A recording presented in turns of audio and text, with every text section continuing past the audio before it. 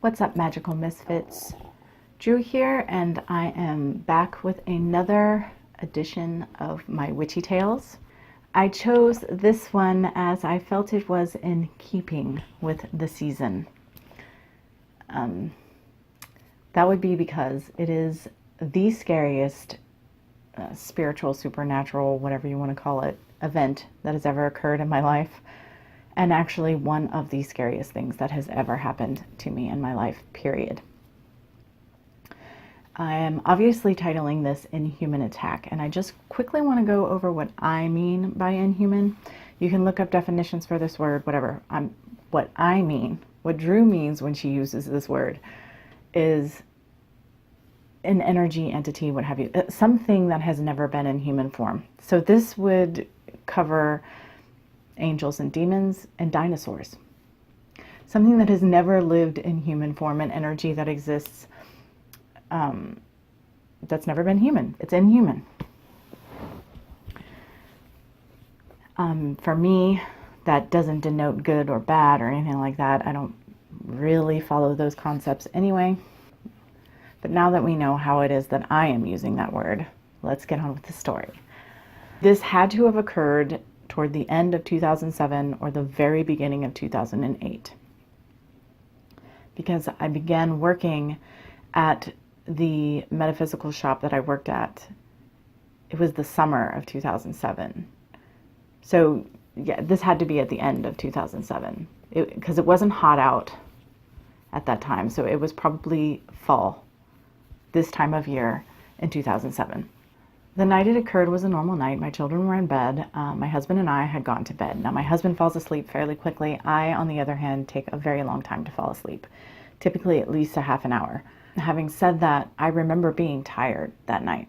I was very tired. And we laid down in the bed, and after, 3 minutes, 5 at most, he was out like a light. And I was laying there, and I just had this... This has never happened to me before, and it has never happened to me since. But I had this foreboding feeling like something was coming. And I wasn't afraid. I just felt something. And I kept thinking I can't go to sleep because if I do, it's going to come. And actually, it's not even that I thought that. It's not that those words formulated in my brain. It's just the sense that I had.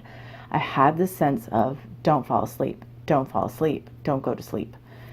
And if you do, it'll come. And finally, I was just so tired and I just couldn't. And I did think specifically, whatever's going to come is going to come. It just needs to come because I am so tired. I cannot keep my face open. And that's literally what I thought. My face. That's how tired I was. I didn't even say eyes. I said face. And I felt this sort of... this release where I had been tense, and I rolled over on my side, onto my left side, facing my husband. And so behind me, there's a wall, and there is a highboy dresser. And suddenly, the only way that I can describe what happened is it literally felt like someone took their hands like this into the back of my skull and was trying to crack my head open. It was severely painful, and my immediate reaction was to roll back over onto my back. And when I did, in my line of sight over on my right side where the highboy was, there was a being, there was an entity. And honestly, I immediately understood when I saw this thing. Okay, so if it were 3 foot tall, that would be tall for it. It was small. It was very small. I doubt it was 3 foot. It was probably 2.5 foot tall, somewhere between 2.5 and 3 foot. And it was pure black. The reason I can see is I have always been one who has a nightlight. I still have a nightlight in my room. And it's not just like an oogie boogie thing. It's like if I get up in the middle of the night and need to go to the bathroom, I don't want to be tripping on this, that, and the other thing. I need to be able to see where I'm going. There's a nightlight in the hallway. There are nightlights all over my house so that you don't have to actually turn on lights. They're the kind of like motion sensor you'll be able to see. So that's how I could see there was a nightlight in the room, illuminating the room enough to be able to maneuver around the room. And there was this black figure. If you've ever seen the mascot for blind skateboards and clothes and things of that nature back in the day, it was this little Grim Reaper character. And he had this big bulbous skull head, and he used to wear a cloak over his head. And that's how I've always described him, because it was very short, which that character is, but the head was just this round, what I would call the head. And this all happens in a matter of seconds. I roll over onto my back and I see this thing, and I'm just staring at it, and I can sense its shock. I shouldn't have been able to roll over, was what the energy that I was getting from this thing. Like, it was like, holy crap, how did she do that? Because then I noticed I can't move. And, you know, people would call this sleep paralysis, call it whatever you want. Like, you won't convince me that the events didn't happen as I describe. For whatever reason, you can put science and medicine on it. I don't care. This is what happened to me. So I can't move. I can't move at all. And I work with angels. If you've watched my channel, you know this. So my immediate response is I called upon the Archangel Michael. And I'm not going to do it the way that I did then. I mean, I was just letting him know that I needed help, and I needed it right in that moment. And suddenly, as I'm laying there, my entire body is on fire like never before. I am drenched. Every piece of me is drenched in sweat. My heart, I felt like my heart was going to explode. And I literally at that point thought I was having a heart attack. But in the same instant, as this heat comes on, this thing like suddenly turns away from me and like dissolves into the dresser. And at the same exact moment, it's like, oh hell no, I'm not hanging out if you're invoking archangels. So that's gone. And now I am on fire, and I finally can move, but I thought I was dying. I'm not exaggerating. I literally thought I was dying. And I grabbed my husband's arm, and he woke up, and I said, I need a cold rag. That's all I could think. Like, if I get overheated, bring down my body temperature, I'm okay. So he could tell that I was not okay, and he ran and he got a washcloth and got it wet and brought it back to me and put it on my face. And after a minute, my heart calmed down. And it's not that my heart was pounding, it was, but it was beating irregularly, and it hurt. And I thought I was having a heart attack. I thought I was going to die right then and there. And yeah, after a moment, my body temperature came down to normal. As it started to come down, I got really nauseous, and I was shaking. It is not something that I think I'll ever do again, unless I absolutely have to. And in that moment, I felt I didn't know what I was doing. It wasn't until later, talking to someone else, that I realized I had invoked the Archangel Michael in that moment and called him into me, because in retrospect, that thing was trying to get in. It was trying to get in. And that's like a no-no for me. I don't do that. Like, you don't get to possess. You don't get to come into me. Like, no, we don't do that. I don't do that. So,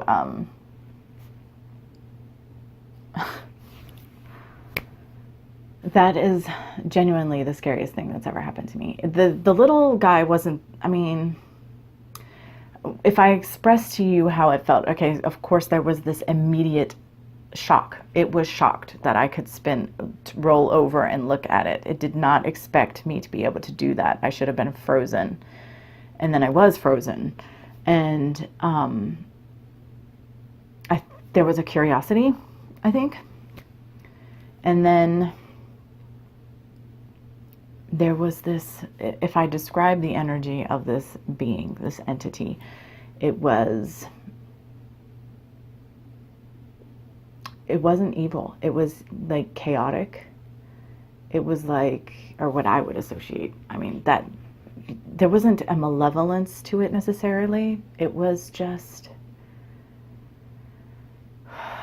it was like primal. That's what it was. It was just like, it just was, and it just did what it did. There was no intent necessarily.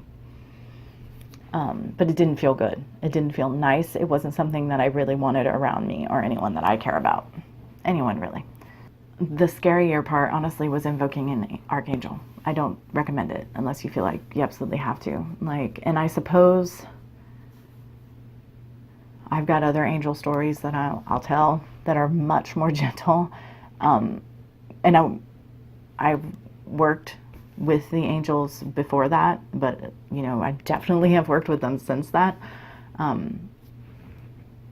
was sort of in the infancy of my relationship with angels at that point, and it solidified it for me. And I don't think that sort of reaction that I got from Michael is a typical, normal. I've never had it since, even when I've called for situations. I think that it was an extreme reaction to an extreme situation. That is genuinely what I feel. But I hope that I never have to find myself in a position like that again, because, again, I thought that I was having a heart attack and I was going to die. It is so painful to have your heart working like that. I mean, you can literally feel, like if you put your hand over your heart, you can, you know, feel your heartbeat. No, you can like feel your heart without touching it. You can feel your heart beating, and oh, it's not okay.